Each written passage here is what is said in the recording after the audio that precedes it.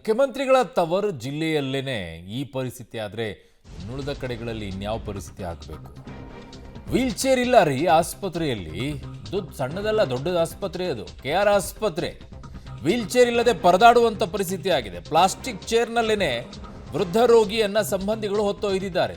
ಅಯ್ಯೋ, ಇರೋ ಒಂದು ವೀಲ್ ಚೇರ್ಗೆ ಬೀಗ ಹಾಕಿ ಕಟ್ಟಿ ಹಾಕಿದ್ದಾರೆ ಸಿಬ್ಬಂದಿ.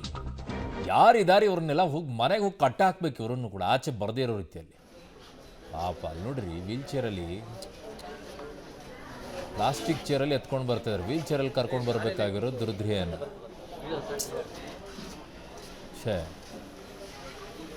ಇಂಥ ದುಸ್ಥಿತಿ ಮೈಸೂರಿನಲ್ಲಿ KR ಆಸ್ಪತ್ರೆಯಲ್ಲಿ. ಇಲ್ಲಿ ನೋಡಿ, ಈ ಏನಕ್ಕೆ ತಂದಿಟ್ಟಿರೋದೇ ಹೆಲ್ಪಿಗೋಸ್ಕರ ಅಲ್ವಾ? ಪಾಪ ವೃದ್ಧೆಯರಿಗೆ ಅಥವಾ ಯಾರಾದರೂ ವಿಕಲಚೇತರು ಬಂದರೆ ಏನಾದರೂ ಕಾಲಿಗೆ ಗಾಯ ಆಗಿದೆ, ನಡೆಯೋಕೆ ಆಗದಿರೋರಿಗೆ ಹಾಕಕ್ಕೆ ಅದನ್ನು ಚೈನಾಗಿ ಕಟ್ಟಿಡಕ್ಕೆ ತಂದಿರೋದು. ಇನ್ನು ಮನೆ ಆಸ್ತಿನ ಅದು. ಪಬ್ಲಿಕ್ ಟಿವಿ ವರದಿಗೆ ಶಾಸಕ ಹರೀಶ್ ಗೌಡ ಪ್ರತಿಕ್ರಿಯೆಯನ್ನ ಕೊಟ್ಟಿದ್ದಾರೆ. ಆಸ್ಪತ್ರೆಯವರ ನಿರ್ಲಕ್ಷ್ಯ ಎದ್ದು ಕಾಣ್ತಾ ಇದೆ 100%, ಯಾವ ಅನುಮಾನನೂ ಇಲ್ಲ ಅದರಲ್ಲಿ. ಈ ನಿರ್ಲಕ್ಷ್ಯ ಮಾಡಿದವರ ಮೇಲೆ 100ಕ್ಕೆ 100ರಷ್ಟು ಕ್ರಮ ವಹಿಸುತ್ತೇನೆ ಅಂತ ಹೇಳಿದ್ದಾರೆ. ಟಿವಿಯಲ್ಲಿ ನಾವು ದೃಶ್ಯ ಸಮೇತ ಅದನ್ನು ಈಗ ತೋರಿಸ್ತಾ ಇರುವಂಥದ್ದು. ಈಗ ಇದ್ರ ಬಗ್ಗೆ ಮಾತನಾಡೋದಕ್ಕೆ ಈ ಕ್ಷೇತ್ರದ ಆಸ್ಪತ್ರೆ ವ್ಯಾಪ್ತಿಯ ಕ್ಷೇತ್ರದ ಚಾಮರಾಜ ಕ್ಷೇತ್ರದ ಶಾಸಕರು ಆಗಿರುವಂತಹ ಹರೀಶ್ ಗೌಡ್ರಿಗೆ ನಮ್ಮ ಜೊತೆಲಿದ್ದಾರೆ. ಸರ್, ಈಗ ತಾನೇ ನಮ್ಮ ಚಾನಲಲ್ಲಿ ಒಂದು ಸುದ್ದಿ ಪ್ರಸಾರ ಮಾಡಿದ್ದೇವೆ, ದೃಶ್ಯ ಸಮೇತ ಮಾಡಿದ್ದೇವೆ.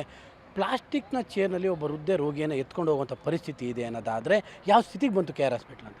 ಇಲ್ಲ, ಈಗ ತಾನೇ ನಾನು ನಿಮ್ಮ ಪಬ್ಲಿಕ್ ಟಿವಿನ ನೋಡಿದೆ. ಅದರಲ್ಲಿ ಒಬ್ಬ ವೃದ್ಧೆ ಮಹಿಳೆಯನ್ನು ಏನು ಪೇಷಂಟ್ನ ಪ್ಲಾಸ್ಟಿಕ್ ಚೇರಲ್ಲಿ ಎತ್ಕೊಂಡು ಹೋಗ್ತಾರದನ್ನ ನಾನು ನೋಡ್ಬಿಟ್ಟು ಇದೀಗ ತಾನೇ ನಾನು ಡೀನ್ ಮತ್ತು ಸೂಪ್ರೆಂಟ್ ಮೇಡಮ್ ಹತ್ರ ಮಾತಾಡಿದೆ. ಶೋಭಾ ಅನ್ನೋರು ಸೂಪ್ರೆಂಟು, ದ್ರಾಕ್ಷಾಯಿಣಿ ಅಂತ ಅಂದ್ಬಿಟ್ಟು ಡೀನ್ ಅವರು, ಅವರಿಬ್ಬರ ಹತ್ರನೂ ನಾನು ಮಾತಾಡಿದೆ. ಆ್ಯಕ್ಚುಲಿ ಅಲ್ಲಿ ವೀಲ್ ಚೇರ್ಗಳು 15 ವೀಲ್ ಚೇರ್ ಐತೆ, 14 ಸ್ಟ್ರಕ್ಚರ್ಸ್ ಐತೆ. ಅವರು ಏನಕ್ಕೆ ಆ ಥರ ಮಾಡಿದ್ರು ಅಂತ ಅನ್ನೋದು ಗೊತ್ತಿಲ್ಲ. ಮತ್ತು 250 ಜನ ಔಟ್ಸೋರ್ಸಲ್ಲಿ ಏಜೆನ್ಸಿಗಳಿಂದ ಅವರು ಅಲ್ಲಿ ಕೆಲಸ ಮಾಡ್ತಾ ಇರುವಂಥದ್ದು ಇದ್ದಾರೆ, ಎಂಪ್ಲಾಯೀಸ್ಗಳು. ಅವರೆಲ್ಲ ಏನು ಮಾಡ್ತಾವ್ರೆ ಅಂತ ಅಂದ್ಬಿಟ್ಟು ನಾನು ಕೇಳಿದೆ. ಮತ್ತು ನಾನು ಇದ್ರ ಬಗ್ಗೆ ಏನು ತಪ್ಪಾಗೈತೆ ಮತ್ತು ಯಾರಿಂದ ಈ ಅವಘಡ ಆಗೈತೆ ಅದನ್ನು ನಾನೇ ಖುದ್ದಾಗೋಗಿ ಪರಿಶೀಲನೆ ಮಾಡಿ ಇದನ್ನು ನಾನು ನಮ್ಮ ಮಂತ್ರಿಗಳಿಗೆ ವಿಚಾರವನ್ನು ತಿಳಿಸಿ ಇದು ಈ ಥರ ಮತ್ತೆ ಮರುಕಳಿಸ್ತಾ ಇರೋ ರೀತಿ ನೋಡ್ಕೊಳ್ಳುವಂಥ ಜವಾಬ್ದಾರಿ ನಂದು. ಈಗ KR ಹಾಸ್ಪಿಟ್ಲಿಗೆ ಹೋಗ್ತಾ ಇದ್ದೀನಿ ನಾನೀಗ. ನೀವು 15 ಚೇರ್ ಇದೆ ಅಂತೀರಿ, ಆದರೂ ಈ ಪರಿಸ್ಥಿತಿ ಏನಾದಾದರೆ ಅಲ್ಲಿಯ ಅಧಿಕಾರಿಗಳು ಏನು ಮಾಡಲಿ, ವೈದ್ಯರು ಏನು ಮಾಡ್ತಾ ಇದ್ದಾರೆ ಅಂದರೆ ಅವ್ರ ನಿರ್ಲಕ್ಷ್ಯ ಕಾಣ್ತಾ ಇಲ್ವಾ ಇಲ್ಲಿ ಅಂತ? ಅದನ್ನೇ ನಾನೀಗ ಅವ್ರ ಹತ್ರ ಮಾತಾಡಿದೆ ನಾನು. ಇಲ್ಲ ಸರ್, ನಾವು ಪ್ರತಿ ರೌಂಡ್ಸ್ ಮಾಡ್ತಾನೆ ಇರ್ತೀವಿ ನಾವು ಹಾಸ್ಪಿಟ್ಲಲ್ಲಿ, ಇದು ಯಾವ ರೀತಿ ಆಗೈತೆ ಅಂತ ನನಗೆ ಗೊತ್ತಿಲ್ಲ, ನಾವು ತಿಳ್ಕೊಳ್ತೀವಿ ಅಂತ ಅಂದ್ಬಿಟ್ಟು ಅವ್ರು ನನಗೆ ಫೋನ್ ಮುಖಾಂತರ ಹೇಳಿದ್ರು. ನಾನು ಫೋನ್ ಮುಖಾಂತರ ಕೇಳೋದಕ್ಕೆ ತಯಾರಿಲ್ಲ, ಈಗ ನಾನು ಬರ್ತಾಯಿದ್ದೀನಿ ಅಂತ ಹೇಳಿದ್ದೀನಿ. ಈಗ ಹೋಗಿ ನಾನು ಅದನ್ನು ಪರಿಶೀಲನೆ ಮಾಡಿ ಯಾರಿಂದ ತಪ್ಪಾಗೈತೆ ಅವ್ರಿಗೆ ಶಿಕ್ಷೆ ಕೊಡಿಸುವಂಥ ಕೆಲಸ ಮಾಡೇ ಮಾಡ್ತೀನಿ. ಯಾಕಂದರೆ ಇದು ಚಿಕ್ಕ ಪ್ರಕರಣ ಅಲ್ಲ, ಯಾಕಂದರೆ ಇದು ಮುಖ್ಯಮಂತ್ರಿಗಳು ಇರುವಂಥ ಊರು, ನೀವು ಕೂಡ ಅದೇ ಪಕ್ಷದ ಶಾಸಕರಿದ್ದೀರಿ.